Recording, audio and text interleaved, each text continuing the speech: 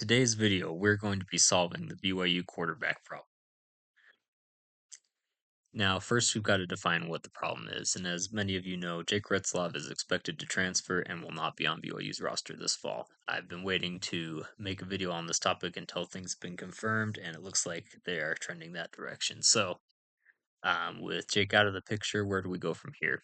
And under Retzlaff, BYU massively outperformed expectations last year, finishing with an 11-2 record after being projected to be among the worst teams in the Big 12. And even, the most optimistic of BYU fans, such as myself, only had them at finishing around 7-5 last year. So, massively outperforming those expectations. And, Retzlaff would have been a senior this year coming into this third year in the program. And even though his 2024 passing numbers weren't elite by any means, he likely would have made a big jump in his completion percentage, yardage totals, and just overall play. For example, if we take a look at Zach Wilson's improvement from year two to year three in this offense, you look at 2019, 62.4% completion going up to 73.5 in 2020, TDs going from 11 to 33, interceptions going down. And obviously, it was not the same level of competition in 2020. But nonetheless, this is just an example of the fact that you can have a big jump up in production as you go into your second and then into your third year in the same program as you get a better handle on the offense. So you miss out on the opportunity to have that kind of special senior season from Retzlaff. Now, whose job is it to solve this problem? Obviously, the whole coaching staff's going to be involved, but really, this decision is going to come down to the choice of one man, Aaron Roderick, and this is a real unedited picture of him. He's fresh off landing five-star QB Rider Lions, riding high, but now he has to come up with a way to solve this short-term problem. Now, let's pose a hypothetical scenario for you. Suppose that Aaron Roderick has hired me to help him evaluate the potential options to replace Retzlaff at QB. Now, I'm facing the following constraints. The season starts on August 30th. That's 58 days is the time of recording. So at the absolute latest, a starter needs to be determined by August 25th. Now, when I say determined, I mean just internally, because we all know that BYU is not going to announce a starter until probably game day at 5:45 p.m. But internally, you've got to know, at the very least by Monday of game week, if not a couple weeks before then. And there are only three quarterbacks on the roster right now. And even though two of them have started games at the FBS level and the other one was highly recruited, none of them have experience starting games as the QB of a Power 4 team. And so, this is going to be uncharted territory for all of them. Also, keep in mind that first team reps in fall camp are really valuable, especially for inexperienced QBs that haven't gotten a ton of work with these receivers. So with that, we'll want to narrow it down to just two in the running and then one as quickly as possible so that the starter can get as much work with the ones as he can. Last year, Retzlaff and Bohannon had to split the first team reps as they were determining who was going to be the starter. And I think that played into some of the struggles Jake had earlier in the year. I think if he had taken all of the first team reps, he might have been able to come out of the gate a little cleaner. We know we're going to have to split reps quite a bit, but we want to, give the eventual starter as much work with the ones as we possibly can. Also, of course, the chosen quarterback one needs to be the one that the team prefers. You don't want a situation where the locker room is really behind one guy, but the coaching staff goes with another guy. So we need to keep the team's wishes in mind. So now that we understand the situation, we have to look at, okay, how hard is it to actually replace Jake's production? And the answer is not as much as you might think. Last year Jake totaled around 2,900 passing yards, just 20 to 12 TD to interception ratio, 58% completion, not elite by any means. Then added 417 rushing yards, six rushing touchdowns, and a couple fumbles on the ground. So the reality is that we don't need a senior quarterback who's already made 16 starts at the Power 4 level like we had with Jake. We just need our quarterback room to meet or exceed these numbers from last year. I expect the defense and special teams play to be at about the same level in 2025 as it is in 2024. Probably slightly stronger in some areas, such as the pass rush, and maybe not as strong at the cornerback and kick return positions. But overall, I expect that same, high performance from both of those units. So, we don't need QB to come in and throw for 4,500 yards and 40 touchdowns. We just need someone who can get enough production to keep us in games. And if you're a fan of the movie Moneyball, off to the right here, I have a fun little meme for you. It says, "Guys, we're still trying to replace Retzlaff. I'm telling you, we can't do it, but we can recreate him in the aggregate." And so that's really going to be the theme of this video. Is we're not going to find a replacement for senior QB in his third year in the program who has these starts at the Power Four level, but we can find a way to somehow out of this QB room come up with 3,000 passing yards, 20 passing touchdowns, or at least a similar level of production. Now let's finally dive into the state of the QB room as it currently looks. So, is there enough here for BYU to moneyball its way into another expectations-defying season? Let's take a look at what we have to work with here. We've got number 3, McKay Hillstead, 5'10", 195 redshirt sophomore out of Skyridge High School by way of Utah State. And then Trayson Bourget, 6'2", 205, played some at Western Michigan. He's a redshirt junior. And then a couple of freshmen. We've got Bear Bachmeyer, 4-star recruit, originally committed to Stanford and transferred after spring ball. He's listed at 6'2", 225.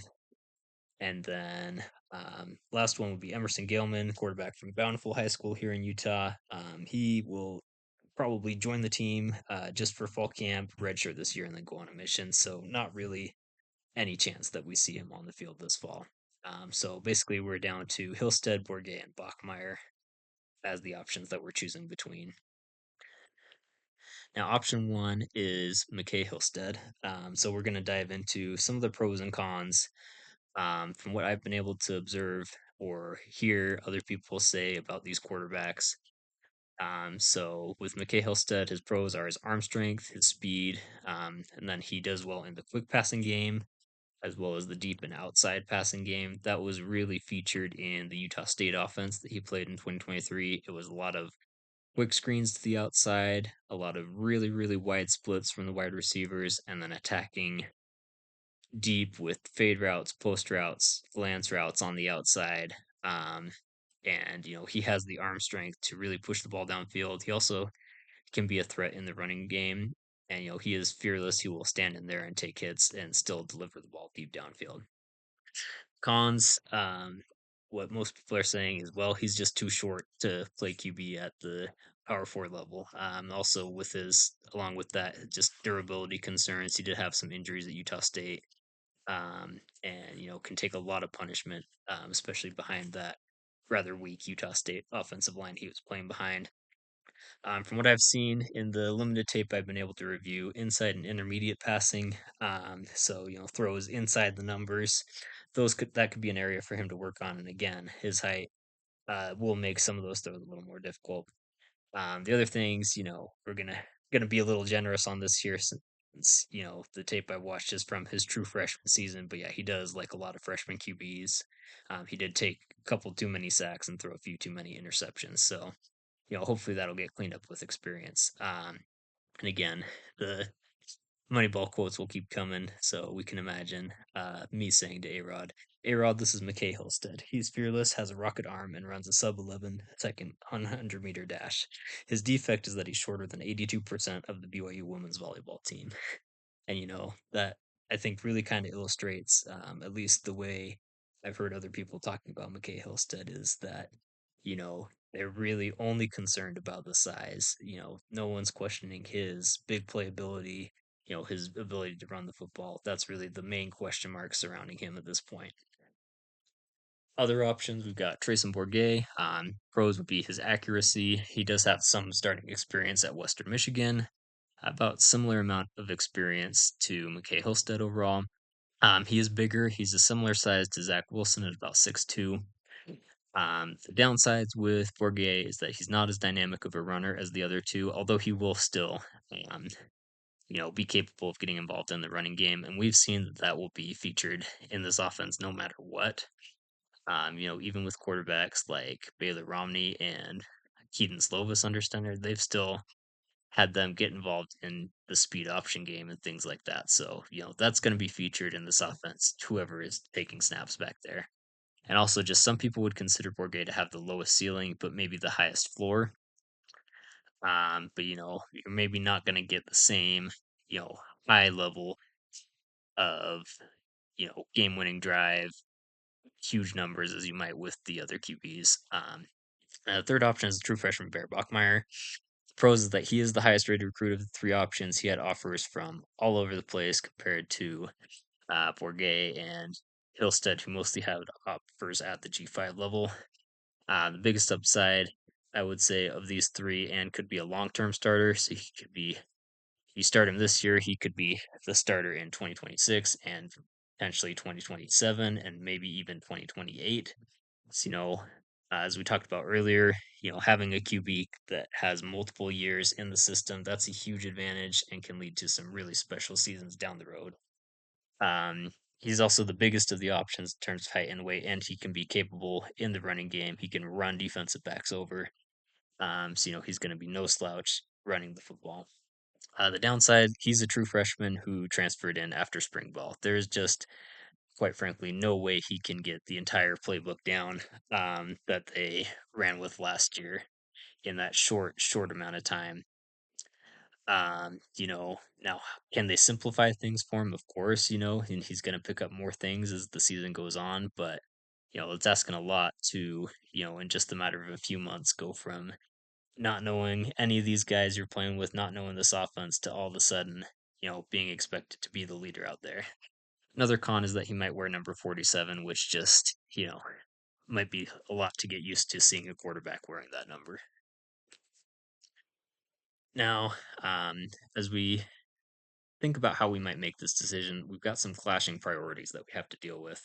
Some people might say that BYU has enough on defense and special teams that we should just look for someone like a game manager who can avoid turnovers. They might also feel that BYU's run game will be good enough to win without a threatening vertical passing game. So, just let's run the ball, let's throw a lot of safe, high percentage passes and, just avoid turnovers at all costs. Let our run game and our defense win us games this year. And others might feel like, well, BYU should just start Barrett, even if he's not quite ready, since he has the highest ceiling and, he could be that long term starter down the road for us.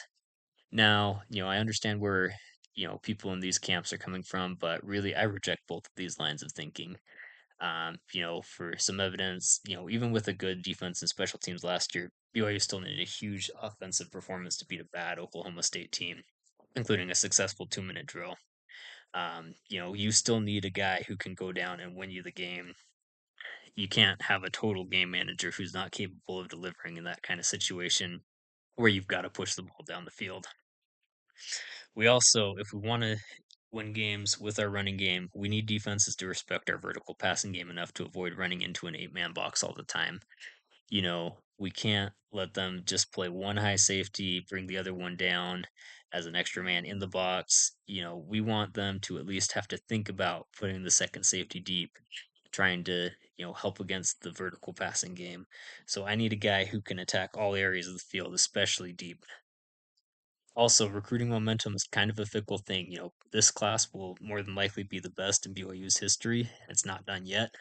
But we don't want to go 6-7 this year and be right back to square one and signing a class that ranks in the 60s nationally. We want to keep this momentum going and have another successful year so that we can stay ahead of other programs that we've been passing up on the recruiting trail. We also don't want to waste the talent that we have at the defensive tackle, linebacker, and safety position, especially this year. This is a Big 12 championship caliber defense. We don't want to waste a defense like that we might not get every single year by starting someone that isn't ready to win us games. So, even though I understand the importance of building towards the future, I still say, we've got a lot of talent on this roster that can be a legitimate um, Big 12 title threat if we can have competent quarterback play. So, you know, we don't want to just totally punt on this year and say, okay, we're going to try to contend in 2026, 2027, 2028. I need to win some games this year. Okay, so with all that in mind, verdict is I recommend that BYU starts the quarterback who meets the following conditions that can threaten all areas of the field, especially deep and outside. Again, we want to, create light boxes for our running game. We want to have the opportunity to generate explosive plays. We also want a guy who can get involved in the QB run game. It's going to be featured no matter what. We might as well have a capable runner back there. We also need somebody who knows the offense well enough to avoid a disastrous non conference loss. We don't want to trot someone out there that barely has a handle on the playbook and, we end up taking a loss to a team like Stanford or East Carolina that maybe could have been avoided by starting somebody else. So, with all that in mind, my recommended depth chart is one, McKay Hillstead, two, Trayson Bourget, and three, Bear Bachmeyer.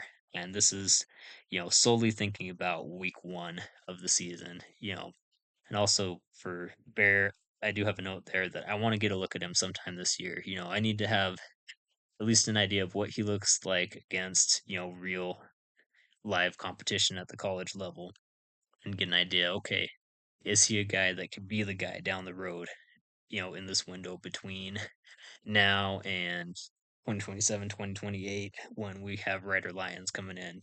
Can he be that guy in that in between time? But yeah, that is my recommendation that I would make if I were on, the BYU coaching staff and being part of this decision making process. Now, no matter what, though, whoever starts at quarterback, these are the keys to having a successful season. One, obviously, we've got to continue playing well on defense and special teams. Two, we've got to establish a more reliable run game.